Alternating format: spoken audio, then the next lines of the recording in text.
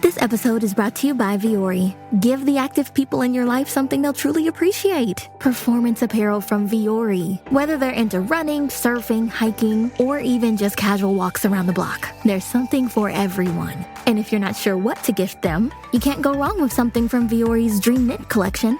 It's the perfect gift and so comfortable. Get 20% off your first purchase today at Fiorentini, VUORI.com/Spotify.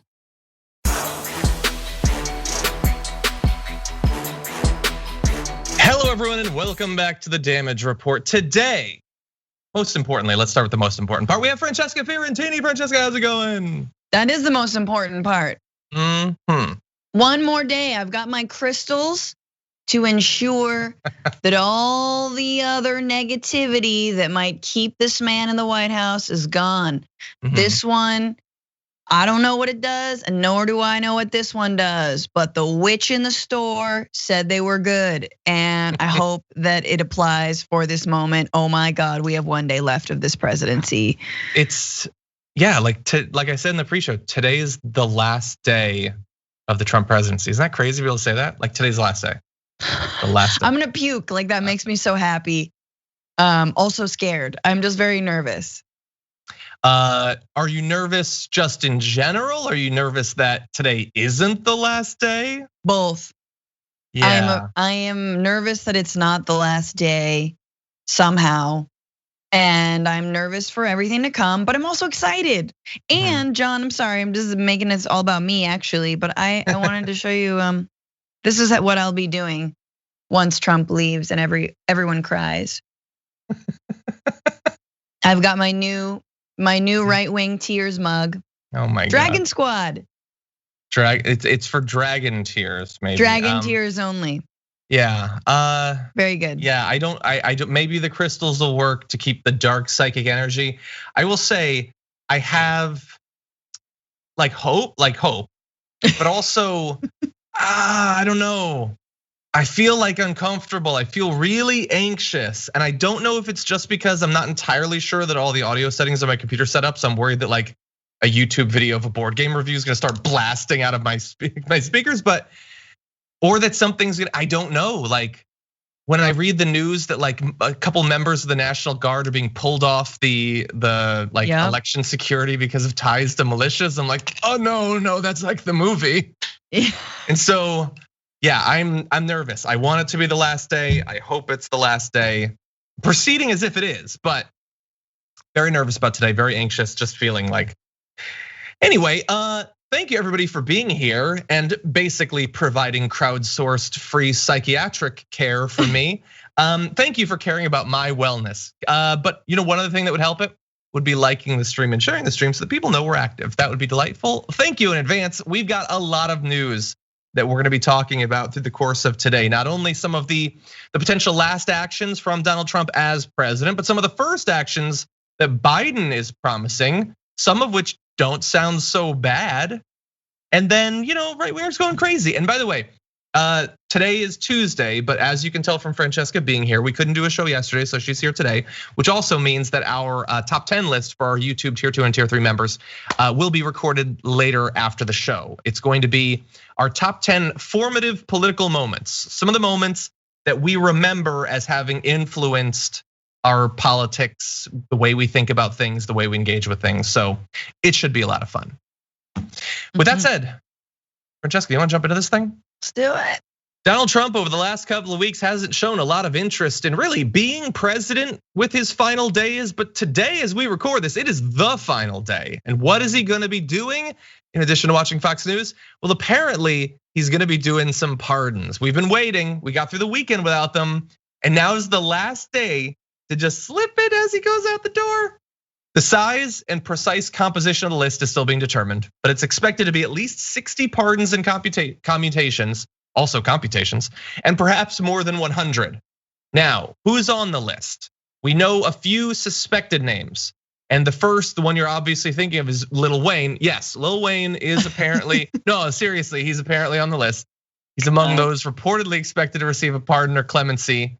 I hadn't known this, but in December 2019, he pled guilty just last month in December 2019, possessing a loaded gold-plated handgun when his chartered jet landed in Miami. He faces up to 10 years in prison. Which like seems a lot. Like a lot. Like, did he then storm the Capitol with that? Like 10 years, really? Like, I want to know if those insurrectionists are facing that same time. It seems ridiculous, but also good on Lil Wayne. You know, we were all judging him. He knew exactly what he was doing by endorsing Trump. Yeah, hey. Yeah, I know, like I like to think that a lot of the audience, has an idea of what my values are, what I would stick to. If I was facing 10 years, I'd endorse whoever that you tell me got endorsed. 10 years in prison. I'm not made for 10 years in prison. I'm not made for 10 consecutive minutes in prison. So I'll endorse whoever you want, but thankfully I don't have to. So I'm okay with that one. Others that are potential pardons, we have names that I honestly had forgotten. Sheldon Silver, former assembly speaker in New York on corruption charges. Sholem Weiss is facing 835 years for a variety of white collar crimes, I believe, and assume that that's the largest sentence ever for, racketeering, fraud, all those sorts of things that they do. And so those I'm not super surprised by. These are people that hypothetically he might have known or worked with in New York, and they did the sorts of powerful, rich, white guy crime that he doesn't think you should get in trouble for. So I don't find these to be particularly surprising. No, and in fact, the number of pardons and commutations is actually less than other presidents throughout history. But other presidents generally, there's like a brother in there somewhere, like the Clintons. There's personal favors.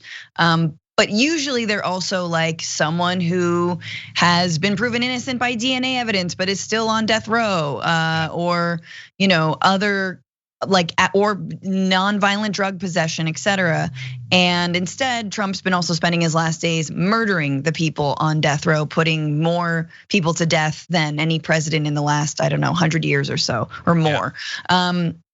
So yeah, it's what you would expect. The other thing that I'm like is that I'm just like, how is this not illegal? Is that apparently it's not illegal to lobby on behalf of the person you want out of prison, or to be whose sentence you want commuted, or whose crimes you want absolved or whatever, or pardoned. And that's insane to me. Like, you can, not just that you can lobby, but you can pay money. You can give money. I think you can just straight up give money. Once again, the thing that we have to do, in addition to all the things we have to do to Trump-proof our democracy, is make that illegal.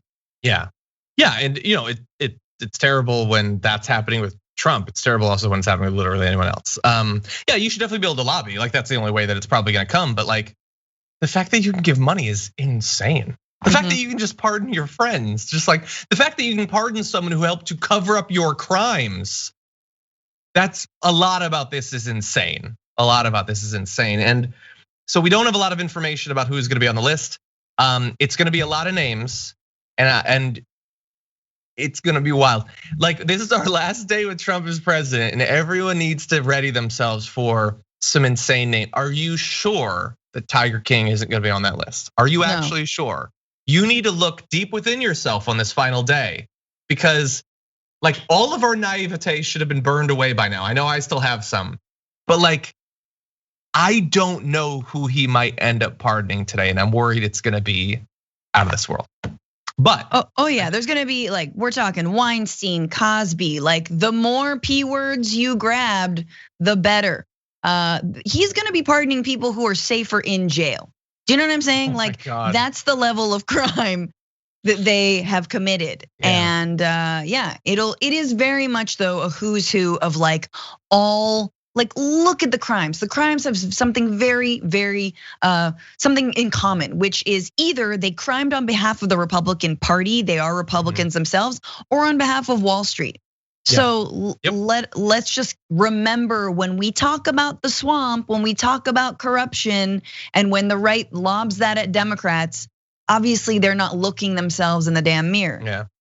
Look, I think if I can make one prediction, I think posthumous Epstein. I think because they're very unfair. He's a guy, gets to be a guy. When you're wealthy, they let you do it.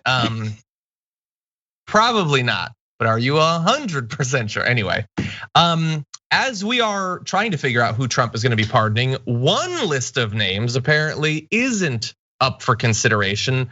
They say sources who've spoken with the team say that the president won't pardon himself, Rudy Giuliani won't be pardoned, Steve Bannon won't be pardoned.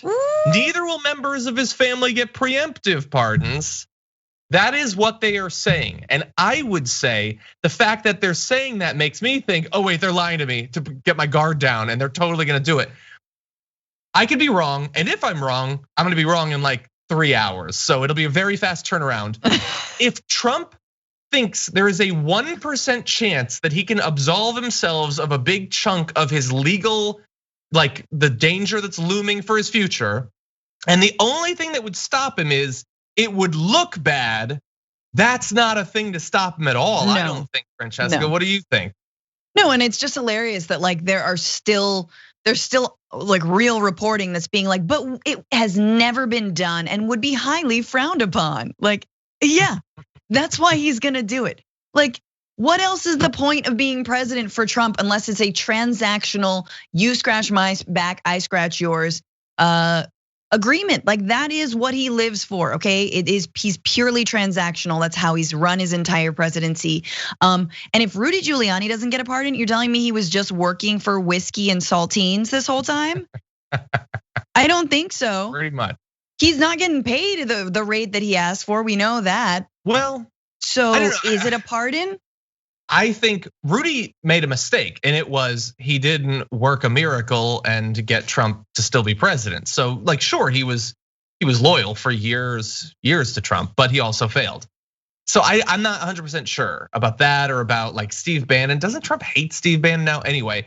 But I think for him, even much more so than even for his kids. But I just think that if he can do it, he's going to do it. But supposedly, it's not going to happen.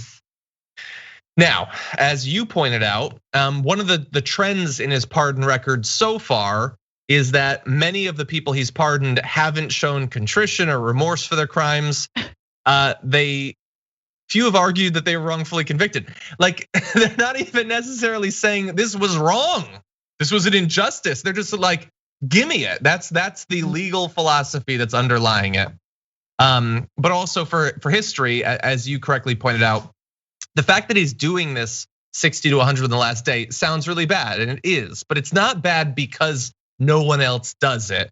Barack Obama pardoned or commuted the sentence of 330 individuals on the day before he left office, mainly to low-level drug offenders serving mandatory sentences. I'm gonna predict that that's not what Trump is going to do. Bill Clinton commuted or pardoned 140 people on Inauguration Day, which is even more suspicious, but in the history of it, they definitely shouldn't have. Many of them should not have gotten it. George H.W. Bush pardoned a dozen people a day before leaving office. Ronald Reagan pardoned about 25 during his final week. So what Trump is doing is going to be insane and corrupt, but it's not going to be without historic precedent. No, and I mean, maybe it's a good thing that only 124 people were arrested from the Capitol attack, because there's a good chance those folks might also be pardoned. Like, I do not put that past this president, and I'm sure that all the boat dads and the children of boat dads and like the children of a Supreme Court justice in Brooklyn is definitely lobbying the president right now to try and get his son like off the hook, because like once again, any idea that was like working class America, just who has been like left aside. No, it wasn't. These are tech CEOs and owners of companies, and again, like privileged boat dads. Okay, and yes, they are going to be sniffing for that little pardon poo. But they're also, oh man, I don't know. Like, what does it say about me that on one level I feel like that would be going too far? So apparently I'm still naive, and the other is that I sort of genuinely think the Epstein thing's more likely. I don't know, man. They just did it. It would look so bad. And think about, okay, that's not gonna stop him. But think about the effect it could, in theory, have on some of the Republican senators who are in a couple of weeks gonna have to potentially vote to convict him. If he inspires the attack, and then legally protects with one of his final acts as president, wouldn't that put pressure on the Republicans to convict even more? Right, you'd think. There's some weird machinations coming. Very interesting calculations on the part of Mitch McConnell, who's got, Machiavellian, brain, mind. I don't know. I believe that McConnell actually does play 7D chess, and I'm very scared for what's to come. But yeah, it'll be an interesting few weeks. Yeah, it's gonna be. We need to talk about a relatively new show called the Republic, or UNFTR. As a Young Turks fan, you already know that the government, the media, and corporations are constantly peddling lies that serve the interests of the rich and powerful. But now there's a podcast dedicated to unraveling those lies, debunking the conventional wisdom. In each episode of the Republic, or UNFTR, the host delves into a different historical episode or topic that's generally misunderstood or purposely obfuscated by the so-called powers that be, featuring in-depth research, razor-sharp commentary, and just the right amount of vulgarity. The UNFTR podcast takes a sledgehammer to what you thought you knew about some of the nation's most sacred historical cows. But don't just take my word for it. The New York Times described UNFTR as consistently compelling and educational, aiming to challenge conventional wisdom and upend the historical narratives that were taught in school. For as the great philosopher Yoda once put it, "You must unlearn what you have learned." And that's true whether you're in Jedi training or you're uprooting and exposing all the propaganda and disinformation you've been fed over the course of your lifetime. So search for UNFTR in your podcast app today and get ready to get informed, angered, and entertained all at the same time.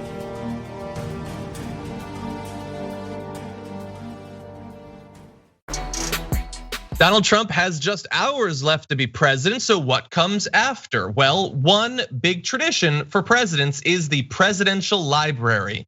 And Trump apparently has ostentatious plans for his, perhaps even detached from reality. Two people familiar with internal discussion said it's likely to be located in Florida and run by Dan Scavino, one of Trump's longest serving and most loyal aides, who advises him on social media. But that's not the crazy part. It being in Florida isn't the crazy part. Dan Scavino is not the crazy part. Here's the crazy part, Francesca.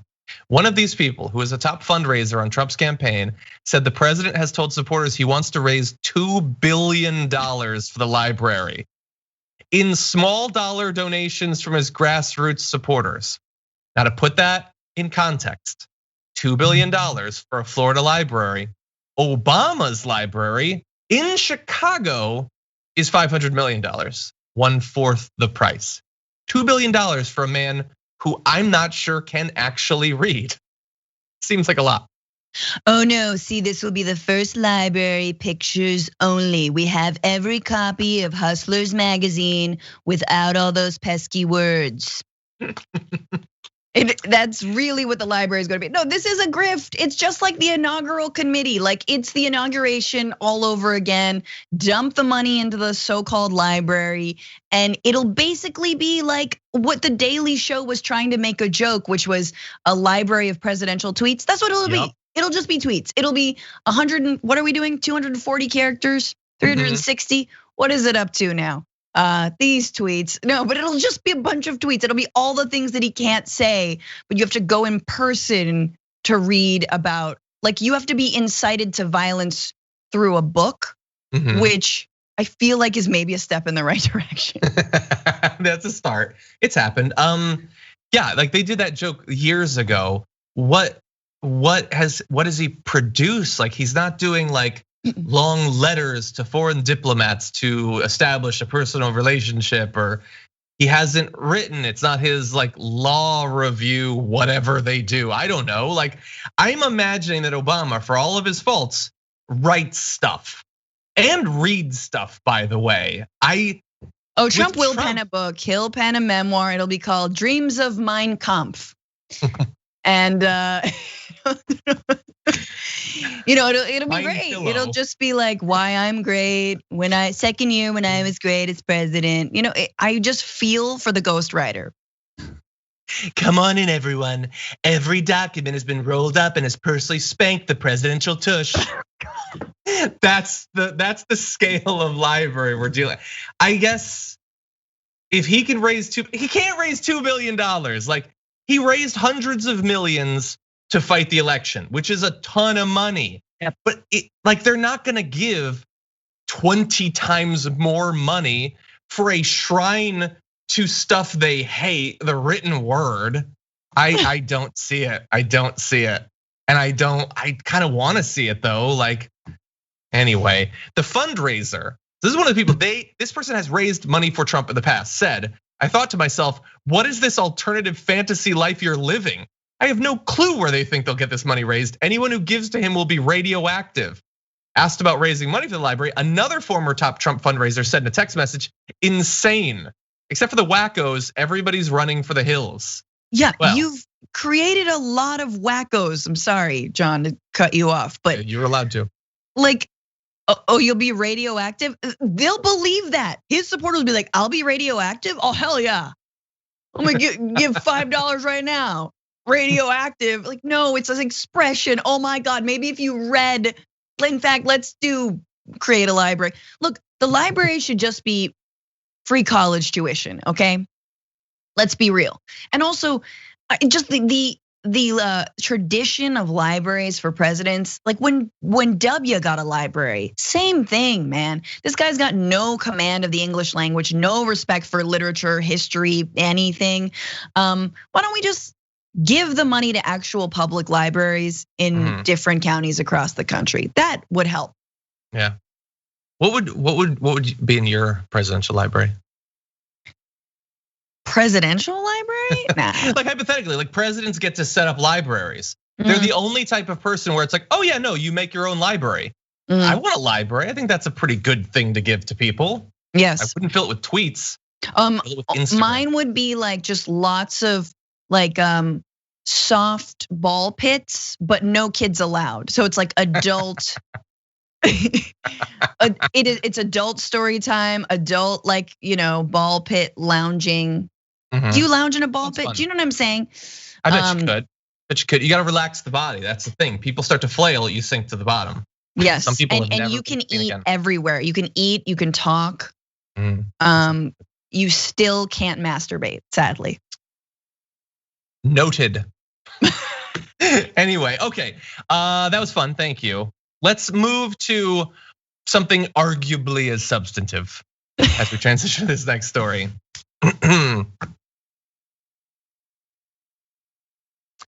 What is Biden going to do?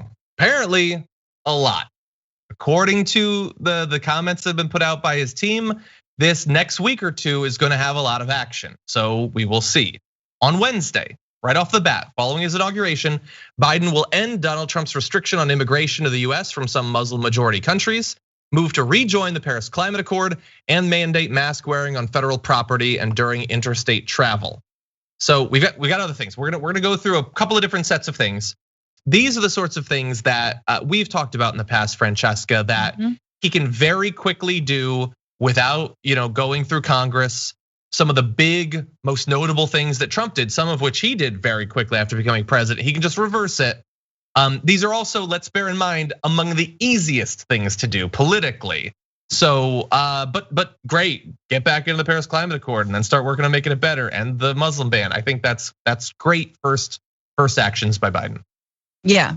Even when we're moving forward, we are still so far behind. So those are examples of things that, we should have done 20 years ago. And I am glad that, federal mask mandate. Like, do we not have one after the super spreader event at the White House? Like, oh no, okay, still a petri dish. So, but again, I'm glad that he's laying it forward. I'm glad there's no like sort of self-flagellation around this. Like it doesn't seem like there's a lot of self-congratulation around things that are really, really basic. There's not a lot of fanfare. There's not a and we will create a mask mandate. Where's my cookie? Which is good. I think it's head down and get to work. Yeah. Other actions include extending the pause on student loan payments and actions meant to prevent evictions and foreclosures for those struggling during the pandemic. So that's good. We'll have more on COVID in just a second. My frustration is pausing or extending the pause on the student loan payments is good, but we had heard some talk about that possibly being accompanied by canceling some student loan debt. He never seemed interested in canceling all of it. And even some of the like set numbers, like 50,000, he seems to be putting like Chuck Schumer's for that, but Biden's not. But Biden had talked about doing like $10,000. And in theory, he could do this as quickly and as easily and as unilaterally without Congress as some of these other things. But so far, it's not to say that he's not gonna do it. I haven't seen in these little preview puff pieces that people are putting together, I haven't seen an indication that that is in store for the first few weeks, which is disappointing. For sure. And like you were mentioning, it's federal debt. Like this is not something he's got to go through Congress to do.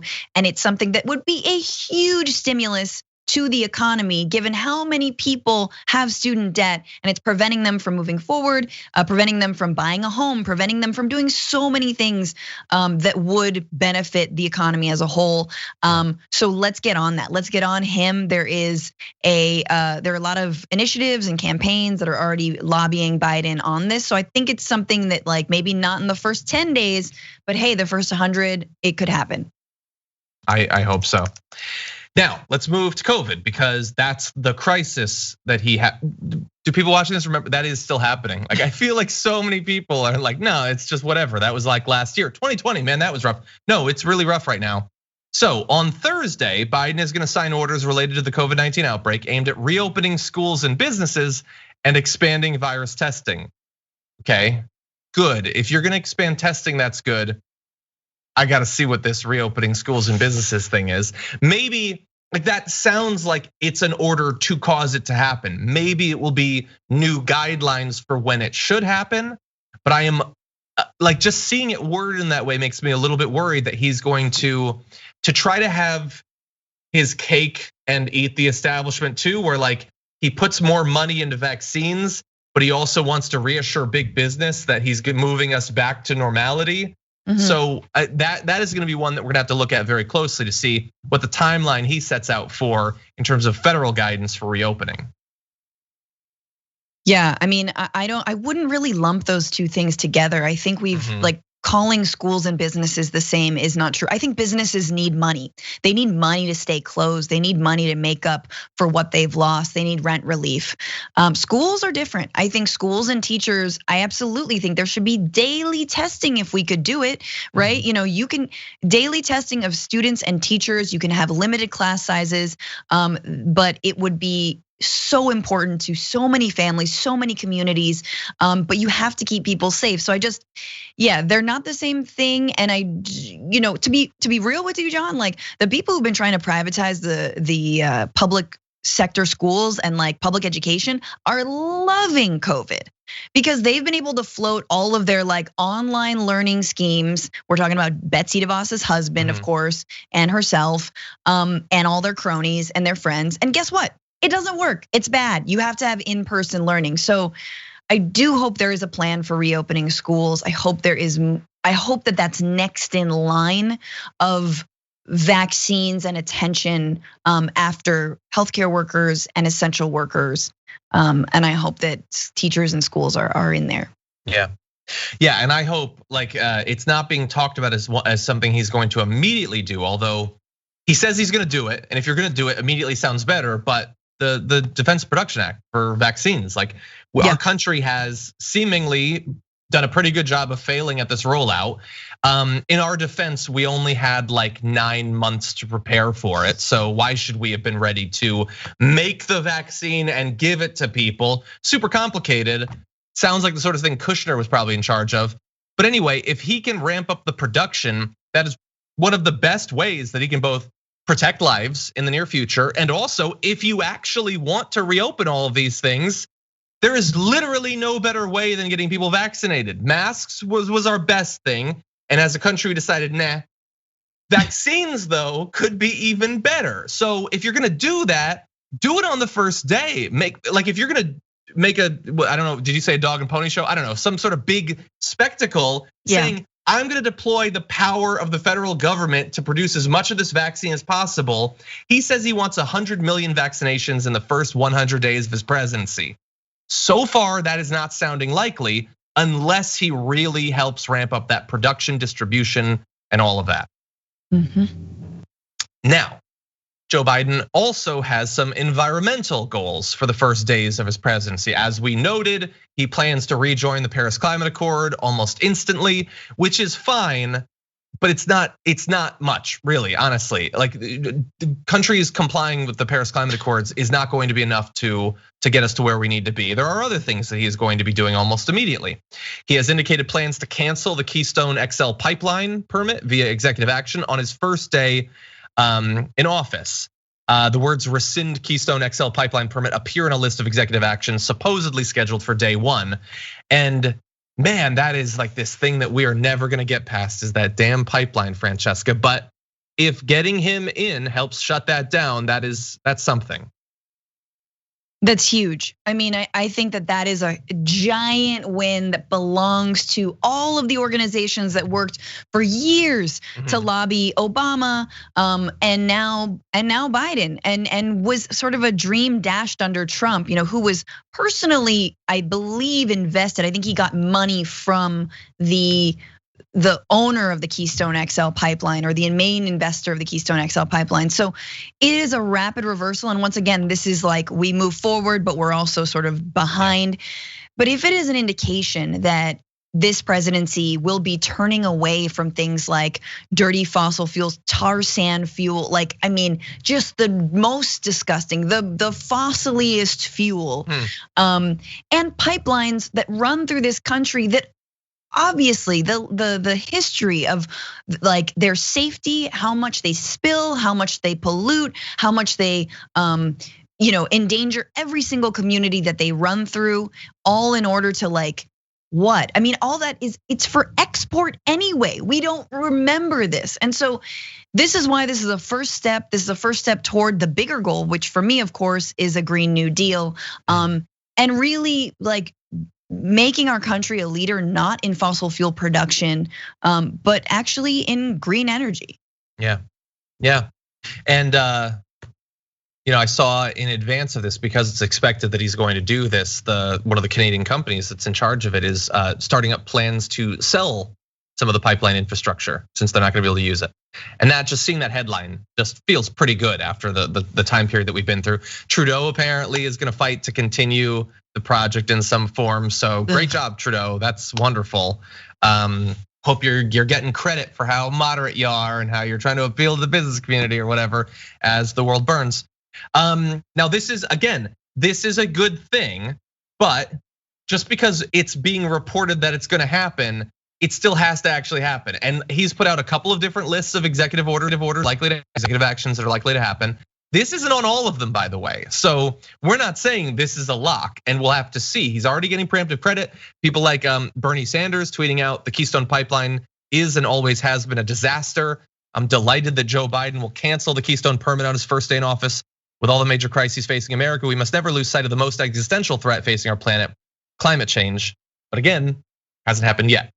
Similar though, Reuters reports that early moves will indicate seeking to prevent oil and gas development in the Arctic National Wildlife Refuge, which is another one of these things where, for apparently the rest of our life, we have to not have Republican presidents, because they're always going to move to develop there. And then hopefully the next Democrat stops it. But it's really just a holding pattern until eventually they get in there with enough time to just drill the hell out of the thing. Yeah. Well, which is why, once again, we have to keep pushing. I mean, for me, and I don't know whether, I don't know if we're talking about this today, but I know you'll talk about it in the coming days. But for me, one of the biggest things that's been floated, and we still have to see because nothing's happened yet, in the first 10 days is laying out an actual framework for a pathway to citizenship for 11 million undocumented people, for potentially giving DACA holders, dreamers, right? Giving them green cards immediately. I mean, that is huge. That is a giant win. And that is thanks to, once again, the immigrant rights movement that's been pushing for this. But it is incredible if this presidency takes up that mantle immediately without caveats for the right, without we're going to strengthen border security, without any of the language that both the left and both Democrats and Republicans have participated in for so many decades when it comes to immigration.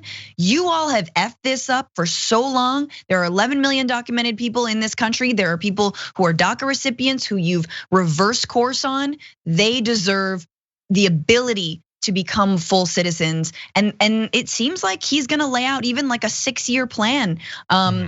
Not a 6-year plan, but like if you are living in this country for 6 years, you'll be eligible, et cetera, et cetera, et cetera. Like this is incredible. That to me is the ultimate win, and we'll see if he delivers on it.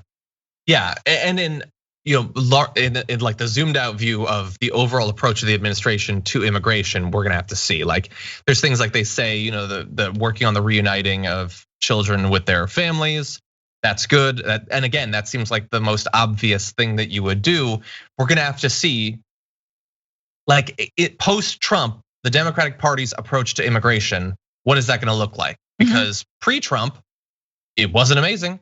So, and by the way, Biden is a pre-Trump politician who was involved in that. So we'll have to see. I just imagine though, like, if I could be president, like you'd want front page news Thursday or like the late edition Wednesday. The $2,000 checks that were promised, you got Biden, you gave him the Senate, you're getting those checks. We're rejoining the Paris Climate Accords, okay? And hopefully working towards a Green New Deal. Like we're ramping up vaccine distribution. We're gonna get people vaccinated as fast as possible. The professionals are now in charge of the pandemic recovery once again. Like you could send so many signals to people about the most important crises that we're currently facing. And it sounds like he's gonna be doing some of it. Imagine if he announced $10,000 student debt cancellation. Like the weight that would be lifted from the shoulders of millions of Americans, the stimulus effect that would have in terms of those people being able to use that money out there right now would be so good for those individuals and for business. Like there is a great day one. And I think he's prepping a pretty good day one. But we'll see, we're not there yet. We still gotta get through today. This is the sort of devastating news that in an earlier time would have perhaps made our Meanwhile In segment, but now I think it deserves singular focus. And that is that while we have been rightfully frustrated with the rollout of vaccines here in the US, it is a far, far, far, far worse situation outside of countries like the US, Canada, UK, Germany, that sort of thing. The world is, according to a report by The Guardian, on the edge of a catastrophic moral failure in the distribution of vaccines, with just 25 doses administered across all poor countries, compared with 39 million in wealthier ones, according to the head of the World Health Organization. Not 25 million, not 25,000, 25. Like everyone in all of those countries who's been vaccinated could stand in the background of my shot right now. That's insane. And it's even worse than that because it's just one country. Guinea is the sole low-income country to have delivered any shots. Last week, it got a few of the Russian Sputnik vaccine. Its president got one and 24 other people. And I'm assuming that even in this poor country, it's probably not the poorest people who are getting it. Francesca, 25 shots. It's been weeks. It's been like a month now, basically. 25 shots in one country. I mean, I'm not surprised. But I know that there are other countries that are. I know, for example, Argentina, where I used to live, they have been rolling out the vaccine. So it's not the entire global South. It's not all of But yes, the countries that are perhaps the poorest, the most in need, that they have not gotten it. And I know we're gonna go into sort of the politics of that and like the pharmaceutical companies' responsibility. But I just wanna say that this is what happens when we have global powers that abdicate any kind of responsibility for the rest of the world. Like we've spent hundreds and hundreds of years pillaging these nations, and then we'll just build walls when any of those folks who are trying to flee the nations that we have devastated want to come into our country. And so you can draw a line, as we have this entire time, between COVID and climate change. We know that there's such thing as climate refugees, and there is such thing as COVID refugees, right? There will be people who need to leave and are trying to leave because their countries are not handling this health crisis and are not able to handle this health crisis well. And so the more we invest, if we are a globalized world, the more that we invest in countries with no strings attached, with no regime change strings attached, the better it is for everybody. And so not to go back to the immigration stuff, but I know that one of Biden's points in his plan to tackle immigration is also increasing the funding to countries in Central America that have been devastated, that Trump has ripped money out from, but that we know goes a long way to making sure that people don't have to migrate in the first place. So just to draw that comparison there, Yeah, and what you were talking about is like, it's one of the classic contradictions in the way conservatives see the world. It's, I want to be protected by things, and so I will think no farther than the closest wall I can set up. And I will create a literal hell on the other side. I will guarantee that there will be disturbances and chaos and war and all of that. But I will be at least temporarily really safe inside of my little community with people that look and think and worship exactly like me, rather than trying to increase the quality of life of everyone so that it's not like that.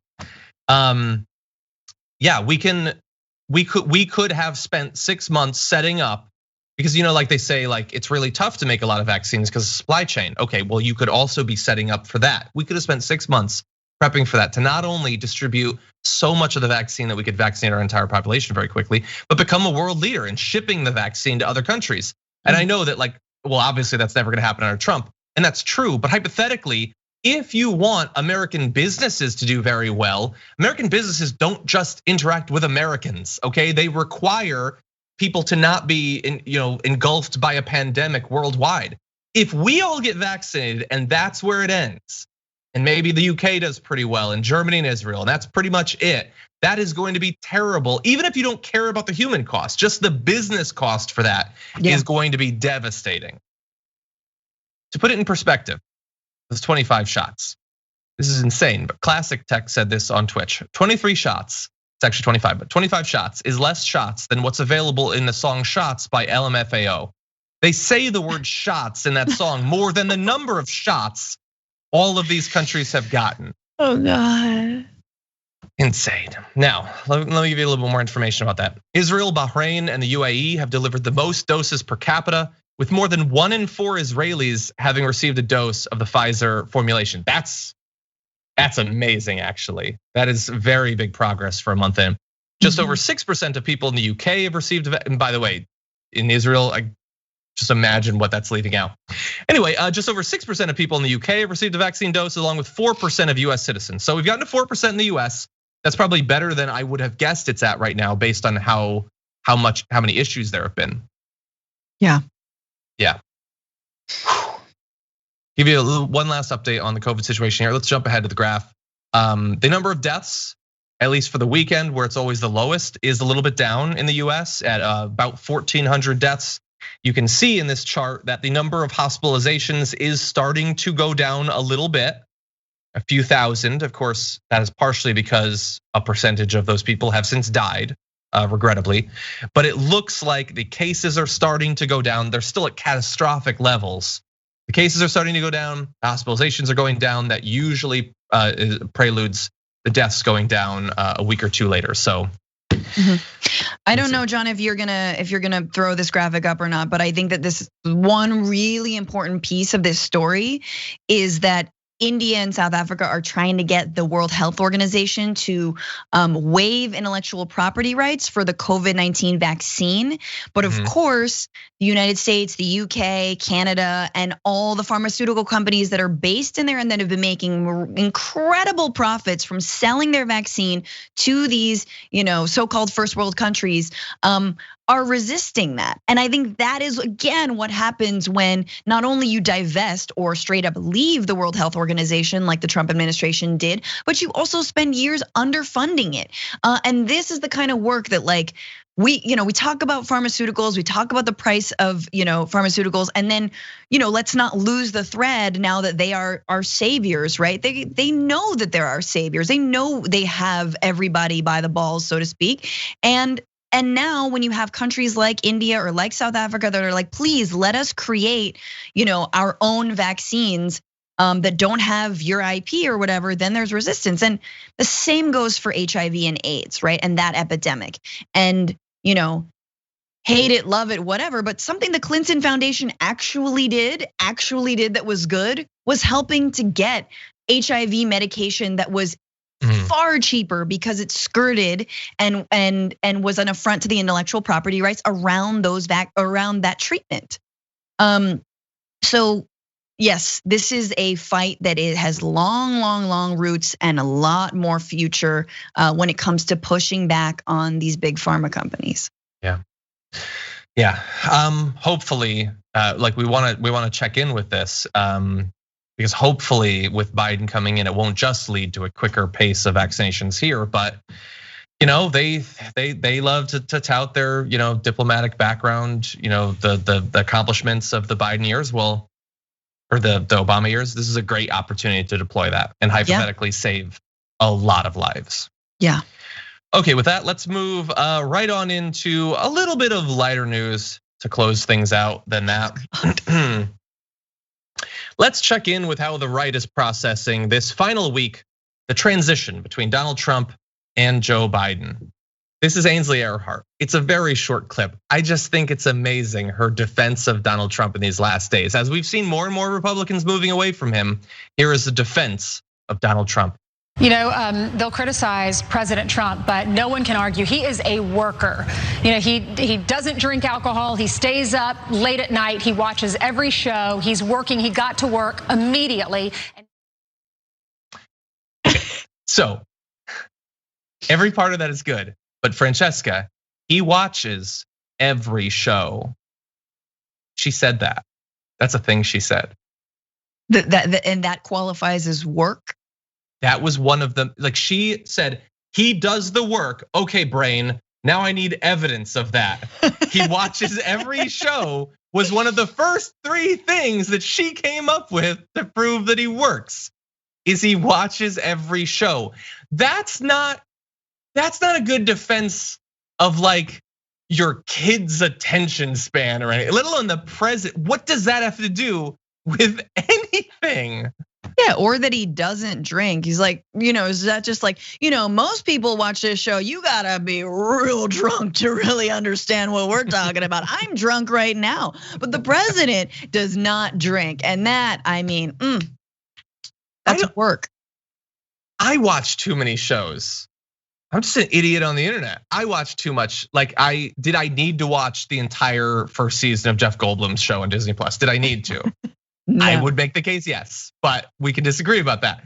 Him, if he had not watched a single show as president, it like from my point of view, it would have been bad because he would have gotten a lot more done. But that's just a message to Trump. It's like, you're a very good boy. You watch all the news. What a good special child that you watch Fox and Friends. And the thing is, it's not a new thing from her. So this is from October. Barack Obama had criticized Trump in the run-up to the election, saying that sure, he wasn't ever gonna follow my legacy or anything, but I assumed that he would at least do the work. He hasn't shown any interest in the work. This is what Ainsley Earhart said to that. Well, people that do work in the White House would argue against that. They would say he does work. He works 24/7. He held 9 rallies in the past 8 days. But again, that's not. What does she think the president does? Makes TV, watches TV? Yes, yes, that's exactly what the president. I think you just nailed it, John. Once again, this is the human centipede of right-wing politics and media. That's all it is. And Ainsley, I feel bad for, because it's like, if he had gotten 4 more years, she would have been the next press secretary. We're running out of blondes. funnel in the blondes. And those who can lift one eyebrow, like Sarah Huckabee Sanders. I can't quite do it, but that I think is the barrier to entry. Look, she's gonna have a great future as the head of the Donald Trump presidential Lie-brary. Maybe. I know that like it's a message to him, and that's what he wants to hear. And it's like if you're a right winger and this is what you're consuming, and like that, she's not Laura Ingraham or Tucker Carlson. Like you watch Fox and Friends and you think, oh, it's like a morning show. It's just a light thing. But you get it drilled into you that the work of government is this stuff on Fox. It's watching the stuff on Fox. It's creating stuff for Fox to talk about. The work of government is not identifying and fixing problems. It is talking, obsessing over cultural stuff and working your audience into a fervor over it. Yeah. That's basically what it is. Do not have any expectations for government beyond that. They're not gonna help you. They're not gonna get you a job back. They're gonna talk about how someone stole your job. They might talk about that. And it's that sort of evasion where it makes it, sure, you watch this video and it's her like sort of looking like a clown, but that is part of a worldview that they have indoctrinated millions and millions of Americans into, where the highest aspiration of politics is to make the other side cry. Yeah. And that's really it. Yeah. Anyway, let's transition to one last thing. It is admittedly way too early to be thinking about who hypothetically might be running in the Republican primary next time. But some people make it abundantly clear that that's what they're planning for. If you're one of those lucky individuals who's been following Secretary Pompeo on Twitter, they have just been posting like PR stuff for him the last couple, like it has nothing to do with his job at all. So here's an example, and you tell me what this really has to do with being Secretary of State. Here's one of the last tweets that will ever go out from his time as Secretary of State. Wokeism, multiculturalism, all the isms, they're not who America is. They distort our glorious founding and what this country is all about. Our enemies stoke these divisions because they know they make us weaker, which is a different quote than the quote in the image, which is censorship, wokeness, political correctness at all points in one direction, authoritarianism cloaked as moral righteousness. Well, a cloak of moral righteousness is really what that tweet is all about. So Francesca, what do you think? I mean, I woke up to this Nazi-ish. Like, I am sorry. Like, oh my God. What I think this means is that when he does announce his run in 2024, he will use the N-word. Like it, because if he doesn't, it's authoritarianism. If he doesn't, then it's just all this political correctness. Exactly. It is not being a Nazi is Nazism. Do you see how this works? Like this, I mean, what an embattled majority that we have elevated, and we have diluted an already majoritarian, like white, straight, elite, cabal. Like they have diluted everybody that like white genocide is real, and that you not being able to say all your favorite slurs. Mm-hmm. Also, why do you have favorite slurs?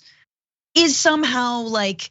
Is what is authoritarianism? I mean, like, yeah. I can't believe this stuff. Like the idea, and let's just name it, multiculturalism and being against that. That is the stuff of far right pseudo populist movements all throughout Europe. This is Steve Bannon stuff. This is Nigel Farage stuff. This is Golden Dawn in Greece stuff. This is all the stuff, and like that's in Europe. That's in Europe that's like been experiencing more waves of migration now. Whereas the United States, I mean, I grew up in the 80s, man. It was like, we are a melting pot. We are a little mixed salad. You're a tomato, I'm an avocado. Like, it's just like it was. Is that a real song, or did you just make that up? I just made it up. But like, good freestyle. Dude, right. I'm telling you, I multicultural freestyle whenever you want.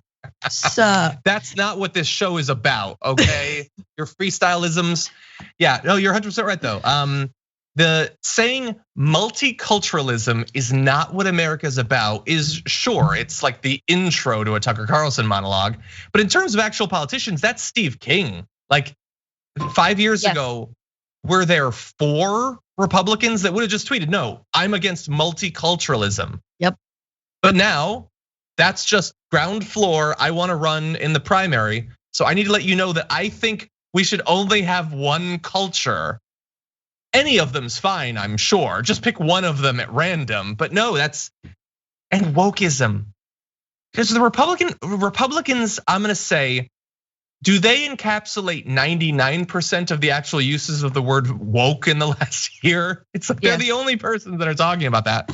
But yeah, get ready for that primary, because we had some really nasty debates in 2016. Ooh. You know, like, who believes in global warming? Would you let someone die on the street, because they don't have health insurance?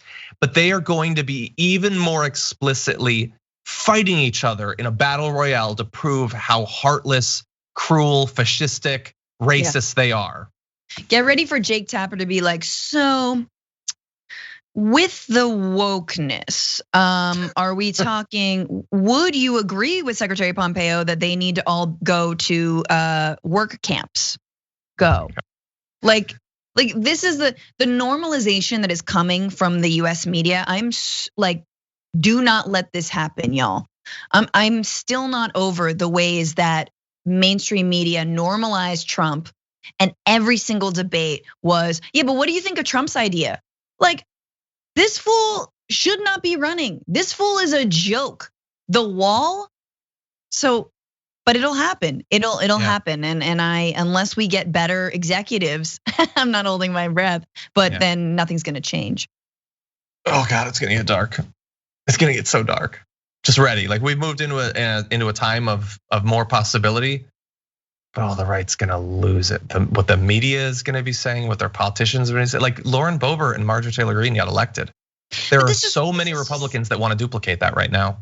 But this is why we need multiple parties. This is why we need proportional representation. This is why, when you say the Golden Dawn, or you say these European like fascistic, parties, like, yeah, but they have like proportional representation. They have parties. They have multiple parties, not just two.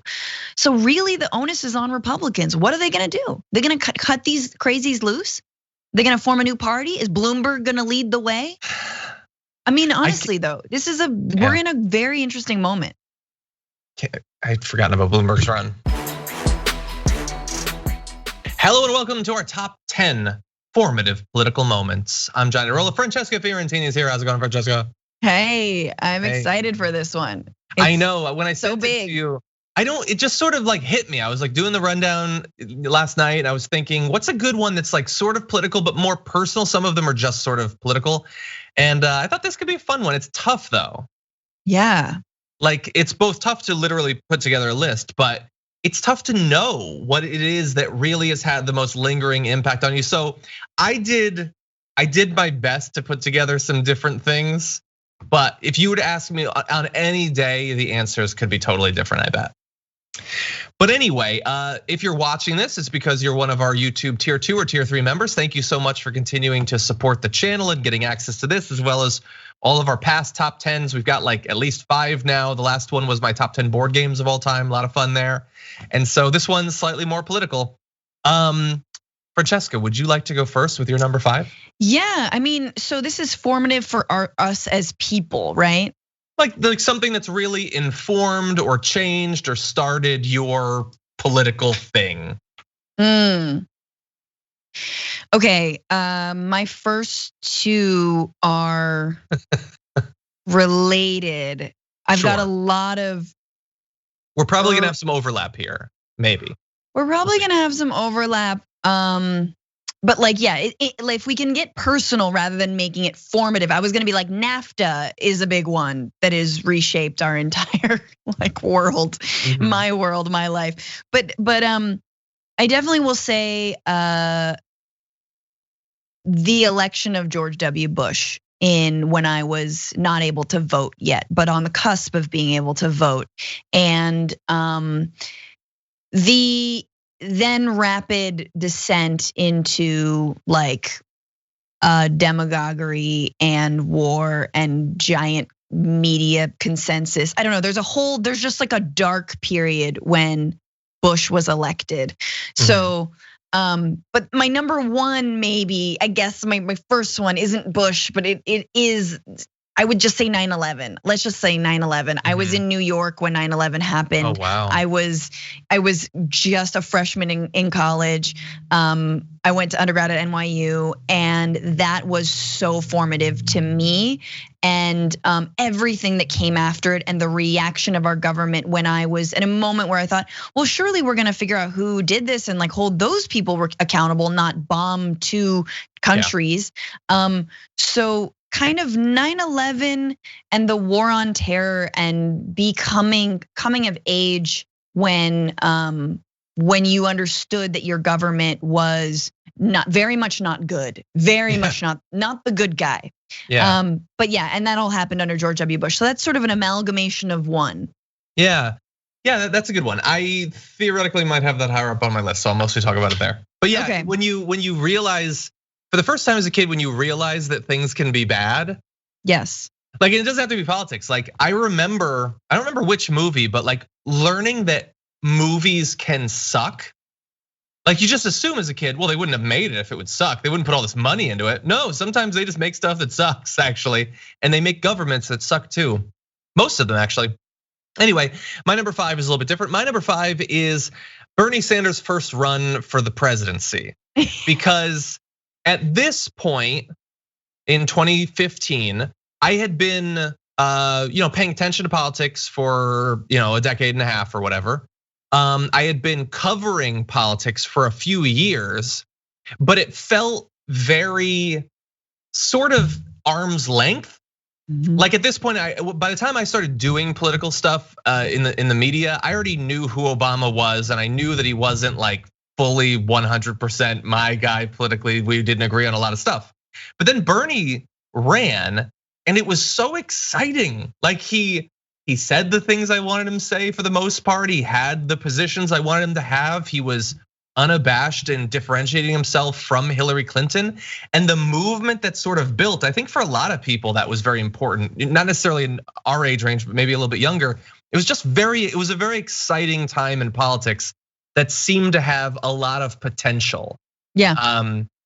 Yeah, that's one of mine, but I can skip it. I think we must have similar ones, but I just want to add to that like it was the first time for me where I felt like, oh, you don't have to be evil to run for president, or you don't have to be sort of like a shrewd, conniving, or a perfectly spoken or a perfect looking, politician in order to win, or in order to run. And you can actually run on your real values, not just sort of like the values that have been, lab tested and crowd tested. Like that, I think he showed a way, especially for a radical like me and someone on the left, that electoral politics absolutely matter. As someone who's mostly focused more on issues and cared more about like what's happening at the grassroots and the structural stuff, they're like, hey, you can talk about the structural stuff and also still make a really, really solid run at the White House twice.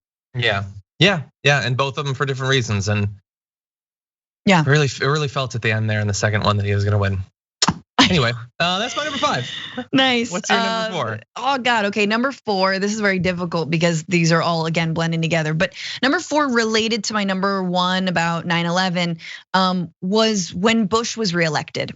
So I just want everyone to imagine, and this was the same fear that I was having before this election, that Trump would be reelected. The power of an incumbent is huge, and yet at the time, I was a young anti-war activist who thought, look, the war is going horribly in Iraq, right? It was based on a lie, now it's going horribly. The world knows that this is awful, and the American people don't want this war anymore. 2004, right? No, they absolutely were fine with more war. And more importantly, the Democratic Party put up John Kerry as an alternative to George W. Bush, someone who not just lacked, the any kind of political pizzazz or interest or intrigue, but really tried to run on a platform of I'm gonna do the war on terror better than George W. Bush, which was ridiculous. And I remember going to watching debate parties where he would be like, I'm gonna get Osama, and then all these Democrats would be like, woo, and it's like, is that the language we need to be putting out right now? Is that really an alternative to Bush? You're just saying you'll do Bush better? You're saying you'll do the war on terror better? I think the whole thing, right, I think the whole thing is premised on a lot of BS. So I would say that was formative, and the way that, and I think a lot of young activists and a lot of young leftists need to learn this lesson, is that just because you feel like you're in the moral right, and just because you are in the moral right, doesn't mean that there is a political will or even a populace or a population that's going to vote the right way. And that takes so much more work, sadly. And just being right about something is not gonna make it happen. More in this area to come. Yeah. My number 4 is, and this is gonna seem like a weird one. This is a much more specific thing. A lot of mine are fairly broad. My number 4 is the 2004 Democratic National Convention, the keynote speech. Do you remember it, Francesca? No. It was the keynote speech. It was by a young politician by the name of Barack Obama. Yes. And I still remember sitting in a dorm watching that speech, and I got hyped. Like it's the political speech of my life. The reason it's my number 4 though is that it maybe shouldn't have been. Like I guess to the extent that I could at that point in my life sort of fall in love with a politician, I was down for Obama when I heard that speech. I was like, yes, tell me more. And I hadn't yet really gotten that, they cannot deliver or maybe not even totally mean it. And so I got so into him that, in 2008, I was ready to go in the primary. At that point, I was in grad school. I still remember like all the campus debate about which one of them should win. But it was that moment that really launched me into like being down for Obama. And I had to learn a lot over the course of that whole process. Good speech though, damn good speech. Yeah. Anyway. I mean, I would cry mostly because Bush was out. And I definitely took to the streets to celebrate Obama winning, but then I was also like, he's gonna disappoint us. And my friend was like, shut up, just shut up and enjoy it. And I was like, but he's not really what we need, shut up. I definitely am someone who's to the left of Obama, but yes, you cannot deny being inspired by that. And I mean, I don't believe that our politics should just be this pendulum that swings back and forth, but like it was really interesting that like after 8 years of Bush, people are gonna vote in the first black president. Like that is not insignificant. And also, if we had had 4 more years of Trump, would we have gotten Bernie? Probably not. I don't want to dabble in that kind of accelerationist thinking, of course. Let's see, political moments, top formative political moments. 3. Number 3, which is in no real order for me. It's tough. It is really, it's a hard one. But I will say that like your first concert, your first demonstration is something that you never forget. And whether your parents brought you to a demonstration when you were little, but one of my first demonstrations was against the World Trade Organization and the World Bank, and like I got politicized through the global justice movement, which again, for a reminder, was sort of against like endless free trade, American corporations everywhere. By the way, spoiler, we lost that fight. There is a McDonald's everywhere, and but I think for me, a political moment was it's so politicizing when you finally take to the streets, when you join with your fellow Americans, when you stand in solidarity with people, and you actually exercise your First Amendment right, and you realize this is why we live in this country, and also we're not that free. Like I've been arrested twice. Once I was deliberately arrested as a direct action, and once I was just on the sidewalk and didn't want to be arrested. So it is also a politicizing moment to protest and see that, these guys don't care. These riot police don't care about my freedom of speech. at all, unless you're a white nationalist, in which case, go right ahead. Ooh, you should have been a Proud Boy at that point. Yeah, but yes, I think you're the 2003 era Proud Boy. God, your first demo is always politicizing. I was arrested outside of the United Nations when the Iraq War started, and Hans Blix was presenting his evidence to the UN, and I was screaming at the cameras as they were like I wish I could hauling find that me away. I don't know where it is. And I was just like, the UN has a responsibility. And I was just like, wearing my Carhartt pants that I had to clip the sides of because Carhartt aren't meant for women with hips or so. I'm just glad that the first footage of you isn't like jet fuel can't melt steel beams. No, maybe it is for some people. Anyway. I had to organize with some of the people I worked with then went on to be like 9/11 truthers, and I was like, oh God, yeah, oh God. Yeah. But yes, being arrested, and taking to the streets, I think is really, everyone should do it. Do it. Yeah. My number 3 is going to be, I don't want to speak definitively and spoil the rest of the list, but it's a recent one, and that is the experience of the lockdown. I think the pandemic is pretty big one for a lot of reasons. For me, though, it's not much to do with the government, really. A little bit. I had some lingering hope that as troglodytish as Trump and his administration have been, that they would surely they would stop 500,000 people from being killed by the end of this, surely. So there was a little bit of waking up to that. Like even after years into Trump, thinking, well, but there's still some base level that the government has to function, right? But mainly it's a process of getting to know what millions of your fellow Americans are actually like. And they're awful in a lot of ways, sure. And we've known that for a long time. But the anti-mask stuff, those protests, I feel like if you can get people against protecting themselves from a virus, I don't know what meaningful thing you can't get them on. Like that's the lowest a society can go. People protesting for their right to infect people with a pathogen. And that happened very recently, and I'm still processing it. And that's now, they're getting crazier in the QAnon stuff. So I don't know what that looks like in 5 years. But we are a country that has, Bernie, and it has people who think coughing in a Trader Joe checkout person's face is the most important exercise of your rights as an American that you can possibly pursue. So the lockdown is still ongoing, obviously, but that was pretty formative in a number of different ways. My God, that's a good one. That is a very good one.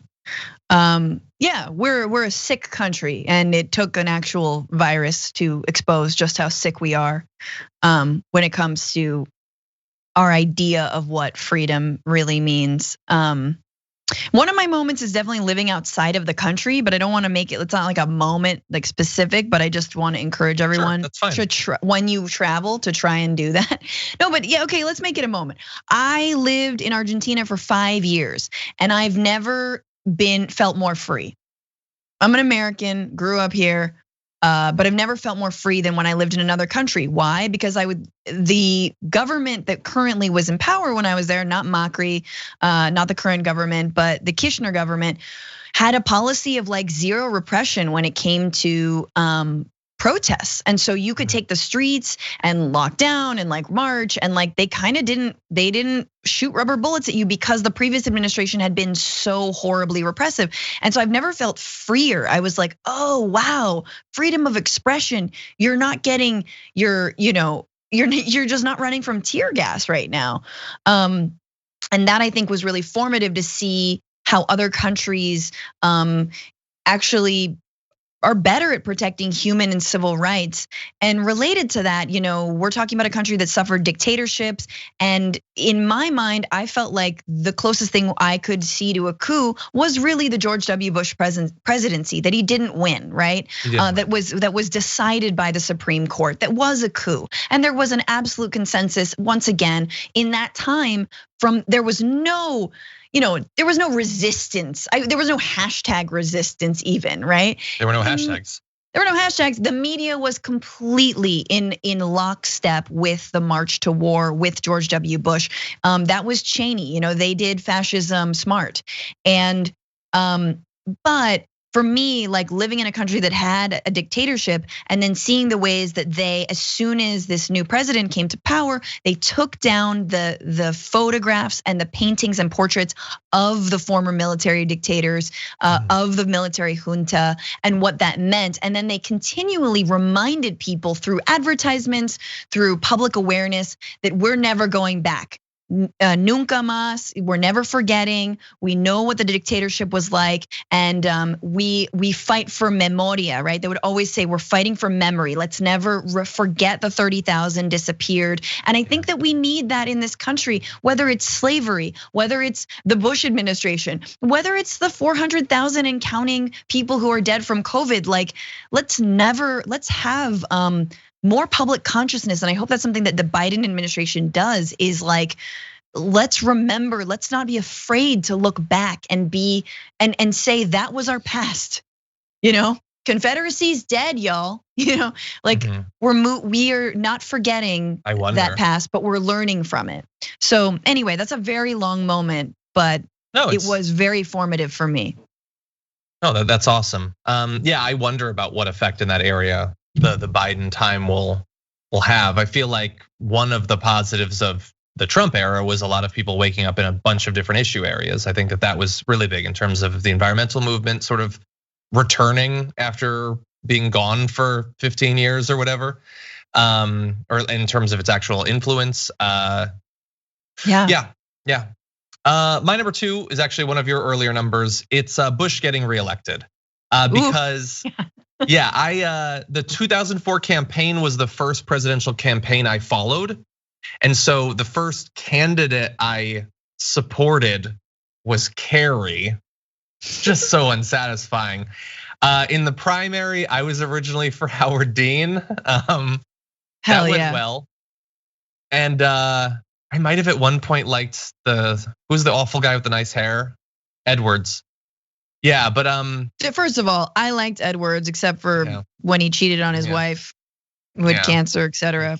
But Kucinich was running in 2004 too. Remember Dennis? Yes, he seemed. Is he a little too left for you? No, it's not that necessarily. I just wish someone else had been delivering the message. But anyway, yeah, because we'd been years into the war. And it was really not going well. Not going well. I think. And that's years of campus demonstrations against the war, international demonstrations against the war. He was just doing so badly. How could he possibly get reelected? Yep. And then you had the Swift voting, and Kerry's like, oh God, Kerry, but like seeing a president who had no right being reelected, and in the way, and being so afraid of what it signified. Like 4 more years of Cheney, 4 more years of the Patriot Act, 4 more years of all, like we're going in the wrong direction in so many different ways. It was just a horrifying experience, and I was shocked that it could happen. Someone committed suicide outside of the World Trade Center memorial when he was reelected. I remember that. It seemed like very much a political protest. Yeah, it was a horrifying time, and things did get worse. Things absolutely. And then the economy fell apart. Like it was actually worse. Our predictions were not wrong. Yeah. Well, okay. Number one. And it's fitting that we're in a moment, and we're fitting that we are in this moment where we're saying goodbye to him. But of course, the election of Donald Trump. And I think everything that it has meant, but more importantly, it's the how. It's how he was elected, how he was inflated by the media. And then once he was in office, how we were unable to safeguard against his worst instincts, and how our democracy that's clearly set up more on norms than on actual rule of law can just crumble when someone wants to come in there and be a demagogue. And so it revealed just how fragile our democracy is, but it also revealed just how many go along MFers there are both in the media and in democracy and in DC itself, which is like, oh, as long as you play by these rules, you could be a Dick Cheney. You know what I mean? So I guess what I mean is like, what I'm trying to say is it would have been so easy for him to have been able to lull and seduce DC and the media, but he didn't, and yet he was still able to get away with what he did. So it's like, I just feel like it was such a failure, such a letdown for all Americans that we allowed someone like that to assume office and then weren't able to properly protect the actual institutions of democracy from his worst instincts. And I also think it just revealed the Democrats as well. I mean, Obama meeting with him the day after, it's like, or a couple days after, I get it. Like, I get that that's what you have to do, but this is a man who straight up got famous off of calling you like essentially a foreign-born like Muslim terrorist. Like, you really gonna shake his hand a couple days after? So understanding that we need a better opposition party, I think that's crystallized it completely. And we're not out of the woods, but that election was, wow. That would probably be my number 6. Trump getting elected. Some of it's worked into my lockdown one, but yeah, huge failure, massive failure of the Republican Party to weed people out like him because they thought that they were going to in the primary, and of our society. Like, our Americans are awful in many ways, but letting him get elected, even if he didn't win the popular vote, is a failure on more levels than I could probably come up with. But anyway, my number 1 is one of your previous ones, and it's probably pretty obvious. It's 9/11. Because of my age, if I was 2 years older, it'd probably be the 2000 election, but that was before I was politically awakened, because I was politically awakened by 9/11. It was same as you. It was 2 weeks into my freshman semester. I remember every moment. I lived in a quad, so everyone on the floor basically crammed into our room to watch it in real time as it happened. And suddenly politics mattered. I had not grown up in a political family. I didn't know anything about it. I couldn't have told you if Gore had been the Democrat or the Republican in the previous election. But then it was just demonstrations on campus and everyone was talking about it. I, at that point, was an engineering student.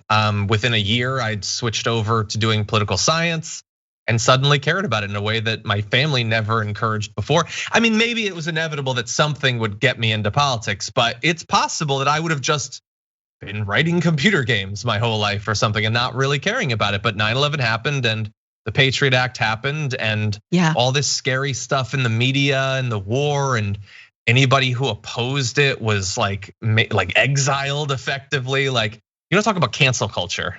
Speak out against the war in the first couple of years. Absolutely. But anyway, Michael Moore gets booed at the Oscars. Yeah. Right? He gets booed at the Oscars for winning for Bowling for Columbine. A few years later, everyone loves him. So yeah, Hollywood was all about the war too. Keep going, John. No, there's not much more. It's like, it's for the ways that it affected everybody. This is not a unique one in any way, but it was huge, and it's still like some of the worst parts of it we still have. We still like the infrastructure of the Patriot Act, DHS, the wars themselves. We still have all of this. My entire time in politics, from the first moment to as I'm speaking this sentence, we haven't gotten past the majority of that yet. And so there can't be anything bigger than that for me. If I was a little bit older, it'd probably be the 2000 election. An election literally being stolen, and then just everybody being like, I guess they stole it. I made little pins that said ambushed. I wasn't that political, but I wrote like ambush and I like wore it around. I was like, see, we got ambushed. But it wasn't until 9/11 that it was like, they were cute. Because he had almost a year of his presidency where, like, granted I was young, it's not like a ton of huge stuff was really happening. Like, there was like the spy plane crisis with China that nobody remembers. But like, it seemed like, oh, well, okay, they stole the election, but like, not a huge difference. He was a joke. Bush was a joke. And this is the thing, we are still feeling the ramifications of the Bush administration right now. You're absolutely right, John. I know we have to wrap it up, but we do. But you're not a member at this point. Although I guess we're only talking to members. We're only talking to members. Unless it's pirated.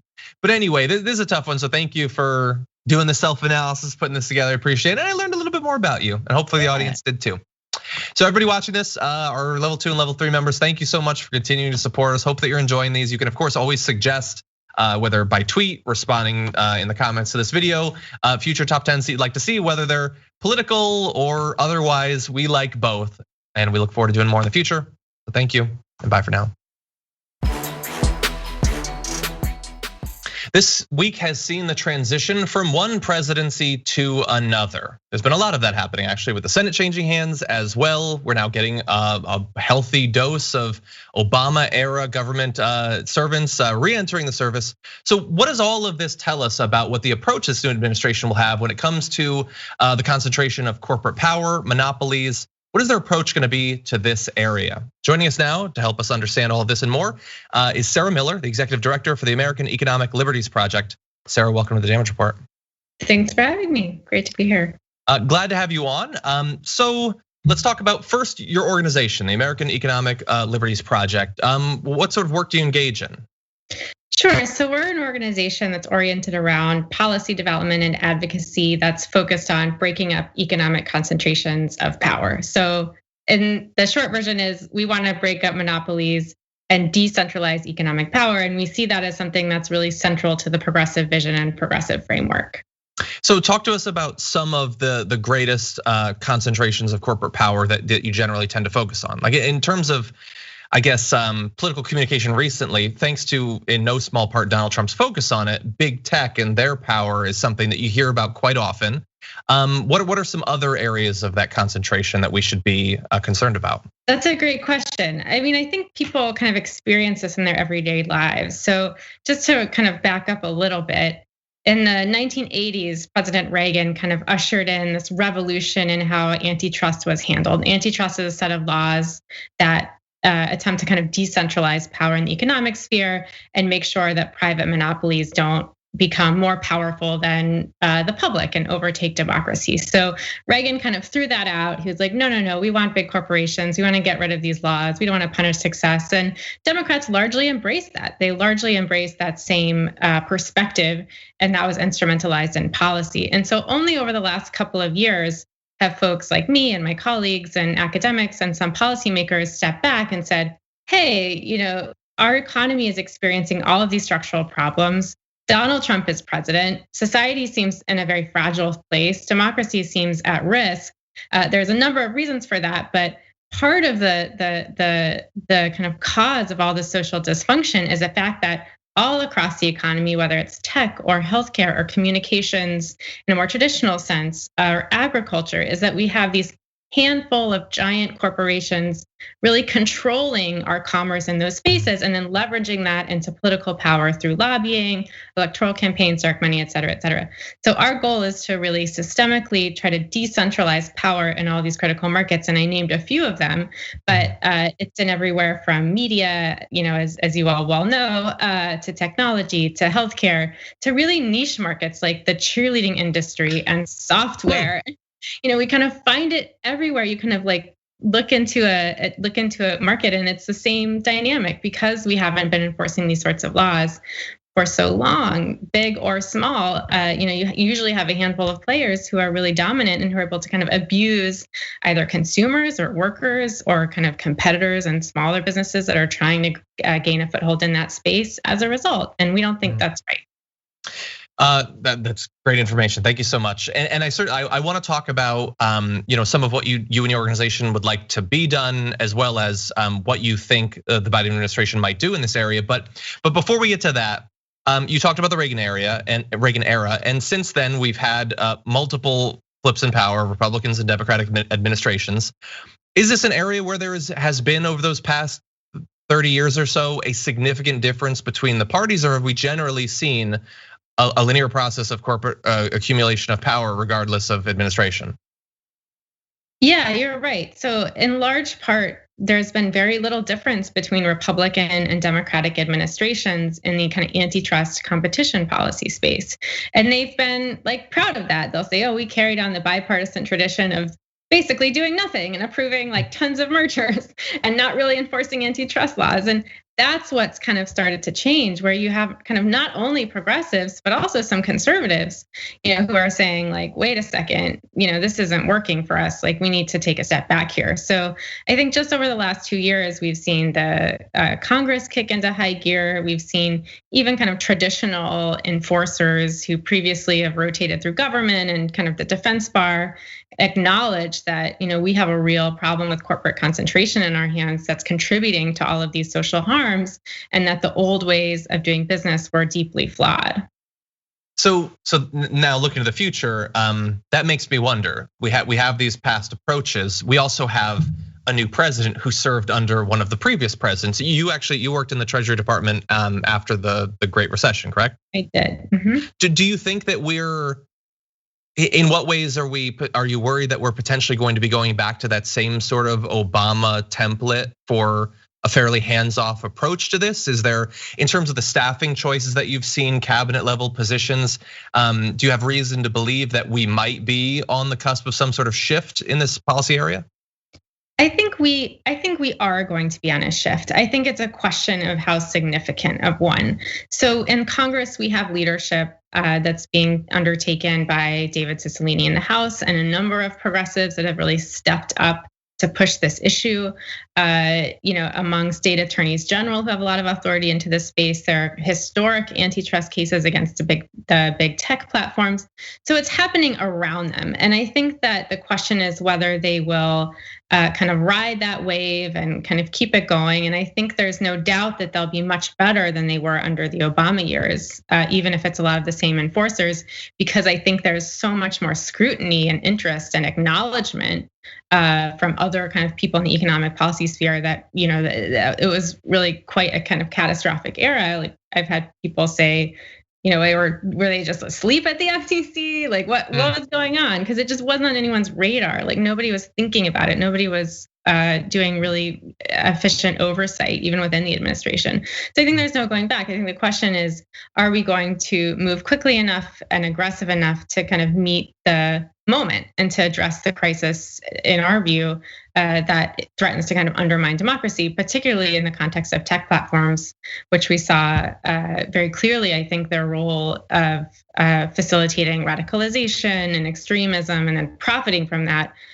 during the attack on the Capitol a few weeks ago. And so let's focus on that area for just a moment, because it's obviously like I said earlier, that's one area where you can get Republicans who talk about like big tech is out of control, they're in league with the Democrats and all of that. Although they don't seem to talk about other massive monopolies in the same way in terms of energy, healthcare, traditional communications, things like that. And I wonder when Trump talks about big tech, he talks mostly about his understanding of Section 230 and all of that. He doesn't, like you were talking about the facilitation of radicalization, that sort of thing. That's generally not one of the things I see Republicans talking about as evidence that this is a monopoly. And I also don't see them saying, like I believe Elizabeth Warren was a year or two ago, that we should literally be breaking them up. Is this an area where the Republicans being so focused on this means that maybe there could be a bipartisan approach to doing something about that? What might the limits of that be? Yeah, I'll give you 2 examples. So there's a number of major antitrust cases actually that are seeking to break up the tech platforms that are bipartisan. So either by the DOJ or by Democratic and Republican state attorneys general. So that is already there. Those entities are calling for breakups as part of the remedies of their cases. And then if you look at the major investigation that the House undertook last year, which was really kind of the first investigation into kind of concentrated corporate power in 50 years. So I think just a really important kind of watershed moment and what Congress needs to be doing more of in the coming years. You saw Republicans kind of sign on to about 75% of the remedies. I don't think they signed on to breakups, but I think now even, and it's obviously for a different set of reasons, that we've kind of seen the ability of the tech platforms to kind of in unison shut down political speech. that power over our kind of communications networks online, I think has probably brought more Republicans into the, tech is too big and there's no democratic accountability and who says they can set the rules of who can speak online and who can't. And that's a problem that our democratic institutions need to solve in the same way that we've solved it for the post office and other forms of communications, but not obviously online. And finally, you said that you want both a quick and aggressive approach to this. What could that look like under Biden? Is it pursuing targeted, splitting up of companies? Are there other things that you or the organization would like to see pursued? Yeah, absolutely. I mean, we can get a little bit wonky here, but one is kind of holding corporations accountable when they break their agreements. So corporations will make an agreement not to do this or not to do that, and because the agencies have been so toothless, they never even hold them accountable or really even look back to see if they're doing it. So one is like, hold some people accountable. If they break the law, make sure that they know they're not above and are not above the law. I think we want to see them bring big, bold, aggressive antitrust cases. That's another. We want to see them write rules, which they have the authority to do, but they don't, to protect workers in a variety of ways that kind of fall under antitrust laws. So there's just a whole kind of world of policy and a whole giant kind of toolbox of tools that can help promote democracy, that can help give workers more power, that can support small businesses, and that can help communities with their own kind of independent economic development that Democrats have not used since before the Reagan era. So let's pick all of those back up again and start putting them into practice. That's our goal. Okay. And I appreciate you joining us and helping both me and the audience learn a little bit more about this and some of the possibilities in the future. Sarah Miller, Executive Director for the American Economic Liberties Project. Thank you again for joining us. Thank you.